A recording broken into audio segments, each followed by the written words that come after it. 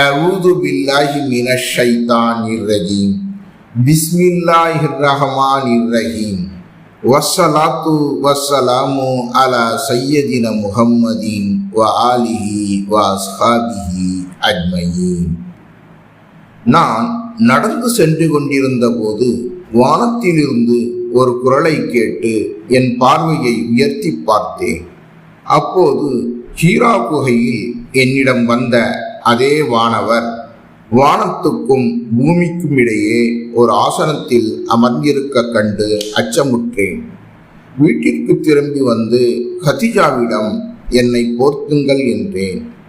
அப்போது போர்வை போர்த்தியவரே எழும், மக்களுக்கு எச்சரிக்கை செய்யும் என்பது தொடங்கி அசுத்தங்களை ஒதுங்கிவிடும் என்பது வரை 5 வசனங்களை இறைவன் அருளினான் என நபி ஸல்லல்லாஹு அலைஹி வஸல்லம் அவர்கள் கூறினார்கள் என வஹி இறைச்செய்தி நின்று போயிருந்த இடைக்காலத்தை பற்றி கூறும்போது ஜாபீர் இப்னு அப்துல்லா ரலி அவர்கள் கூறினார்கள். அதன் பின்னர் வஹி இறைச்செய்தி அடிக்கடி தொடர்ந்து வரலாயிற்று என்றும் அவர் கூறினார். அவசரப்பட்டு உங்கள் நாவை அசைக்காதீர்கள் என்ற திருக்குரான் வசனத்தை இப்னு அப்பாஸ் ரலி விளக்கும் போது நபி ஸல்லல்லாஹு அலைஹி வஸல்லம் அவர்களுக்கு இறைச்செய்தி அருளப்படும் போது மிகுந்த சிரமம் ஏற்பட்டது. அது அவர்களின் உதடுகளை அவர்கள் அசைப்பதன் மூலம் புலனாயிற்று. வஹி இறைச்செய்தியை மனனம் செய்ய அவசரப்பட்டு உங்களுடைய நாவை அசைக்காதீர்கள், ஏனெனில் அதனை உங்கள் நெஞ்சில் ஒன்று சேர்ப்பதும் உங்கள் நாவின் மூலம் ஓத வைப்பதும் நம்முடைய பொறுப்பாகும். எனவே நாம் அதனை செவிசாழ்த்தி கேட்பீராக. பின்னர் நீர் அதனை ஓதும்படி செய்வதும் நம்முடைய பொறுப்பாகும் என்ற வசனங்களை அப்போது அல்லாஹ் அருளினான் என்று கூறிவிட்டு நபி ஸல்லல்லாஹு அலைஹி வஸல்லம் அவர்கள் தங்களின் 2 உதடுகளை அசைத்தது போன்று அசைக்கிறேன் என்று சொல்லி தங்கள் 2 உதடுகளையும் இப்னு அப்பாஸ் ரலி அசைத்து காட்டினார்கள்.